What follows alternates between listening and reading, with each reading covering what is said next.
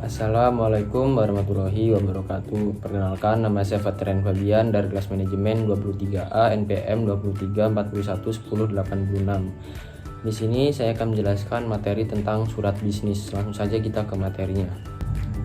Di sini yang pertama ada pengertian dari surat bisnis. Surat bisnis adalah komunikasi yang tertulis yang digunakan dalam konteks bisnis untuk menyampaikan informasi, permintaan atau tindakan lanjut kepada pihak-pihak terkait seperti klien, vendor, atau rekan bisnis lainnya. Tujuan utamanya adalah untuk memberikan komunikasi resmi dan profesional yang memfasilitasi interaksi antara intensitas bisnis lainnya. Surat bisnis dapat beragam jenisnya, termasuk surat penawaran, pesanan, penagihan, atau konfirmasi. Dalam surat bisnis, kesopanan dan kejelasan bahasa sangat diutamakan untuk memastikan pemahaman yang tepat dan menghindari kesalahpahaman. Surat bisnis juga dapat menjadi arsip yang penting untuk dokumentasi transaksi dan komunikasi bisnis yang dilakukan. Selanjutnya di sini ada jenis-jenis surat bisnis. Berikut adalah definisi singkat untuk masing-masing jenis surat bisnis. Yang pertama, surat penawaran, surat yang berisi tawaran produk atau layanan beserta harga dan syarat-syaratnya kepada penerima surat. Yang kedua, surat permintaan penawaran, surat yang dikirim oleh pihak yang membutuhkan produk atau layanan untuk meminta penawaran dari pemasok atau vendor potensial. Yang ketiga ada surat pesanan, surat yang berisi pesanan resmi atas produk atau layanan yang telah ditawarkan atau dibutuhkan oleh pembeli kepada penjual. Yang keempat, surat konfirmasi pesanan, surat yang dikirim oleh penjual kepada pembeli untuk mengkonfirmasi penerimaan dan detail pesanan yang telah ditempatkannya. Yang kelima ada surat penolakan, surat yang memberitahukan penolakan terhadap tawaran pesanan atau permintaan yang diterima. Yang keenam, surat penawaran harga, surat yang berisi penawaran harga untuk produk atau layanan kepada pembeli. Yang ketujuh, surat penagihan, surat yang berisi permintaan pembayaran untuk produk atau layanan yang telah disediakan. Yang kedelapan, surat penutup, surat penutup yang biasanya digunakan untuk mengakhiri komunikasi bisnis dengan mengucapkan terima kasih atau memberikan informasi tentang tindak lanjut selanjutnya. Selanjutnya di sini ada struktur surat bisnis. Berikut adalah penjelasan singkat untuk masing-masing bagian struktur surat bisnis. Yang pertama, heading. Bagian ini berisi informasi tentang pengirim dan penerima surat seperti nama perusahaan, alamat, nomor telepon, dan alamat email. Ini membantu memastikan bahwa surat dikirim ke pihak yang tepat dan memberikan identitas yang jelas tentang pengirimnya kepada penerimanya. Yang kedua, salutation.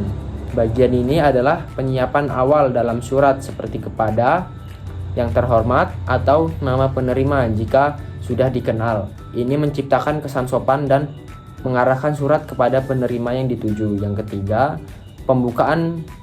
Bagian ini memperkenalkan maksud atau tujuan dari surat. Ini biasanya berupa pengenalan singkat tentang topik yang akan dibahas atau alasan untuk menulis surat tersebut. Yang keempat ada isi surat. Bagian ini merupakan inti dari surat, di mana informasi atau pesan yang ingin disampaikan dijelaskan secara detail. Ini dapat berisi penawaran, permintaan, pesanan, atau informasi lainnya sesuai dengan tujuan surat. Yang kelima ada penutup. Bagian ini mengakhiri surat dengan permintaan tindakan atau tindak lanjut yang diinginkan dari penerima, seperti meminta konfirmasi, pembayaran, atau tanggapan atas proposal. Yang keenam, salam penutup. Bagian terakhir dari surat yang mengucapkan hormat akhir seperti hormat saya, terima kasih, atau salam hormat, atau hormat kami.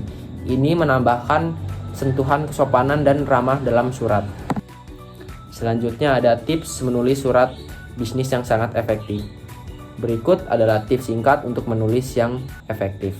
Yang pertama, jaga kesederhanaan dan kejelasan. Gunakan kalimat yang mudah dipahami dan struktur yang terorganisir agar pesan Anda dapat jelas disampaikan kepada pembaca. Yang kedua, fokus pada manfaat bagi pembaca. Sorotkan manfaat atau nilai tambah yang akan diperoleh pembaca dari surat Anda, sehingga mereka merasa tertarik untuk membaca lebih lanjut atau mengambil tindakan. Yang ketiga, gunakan bahasa yang profesional dan sopan. Pilih kata-kata yang pantas dan hormat dalam menyusun surat, sesuai dengan konteks dan hubungan bisnis yang akan dijalin. Yang keempat, hindari kesalahan tata bahasa dan ejaan. Periksaan dengan cermat setiap kata dan frasa dalam surat Anda untuk memastikan tidak ada kesalahan tata bahasa atau ejaan yang mengganggu kesan profesional. Yang kelima, berikan informasi kontak yang jelas.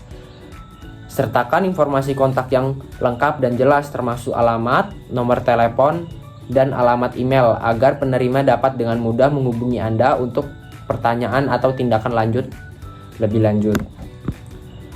Selanjutnya, penggunaan surat bisnis dalam berbagai konteks. Berikut adalah penggunaan surat bisnis dalam berbagai konteks. Yang pertama, komunikasi internal. Surat bisnis digunakan untuk berkomunikasi antara bagian atau divisi dalam perusahaan seperti mengirim pemberitahuan, meminta persetujuan, atau melaporkan hasil. Yang kedua, komunikasi eksternal dengan klien. Surat bisnis membantu dalam berkomunikasi dengan klien seperti untuk mengirim penawaran, mengkonfirmasi pesanan, atau menanggapi pertanyaan klien. Yang ketiga, komunikasi eksternal dengan vendor atau supplier. Surat bisnis digunakan untuk berinteraksi dengan vendor atau supplier, misalnya untuk meminta penawaran, menegosiasikan persyaratan kontrak, atau memberikan instruksi pembayaran. Ini memastikan kerjasama yang efektif dalam rantai pasokan.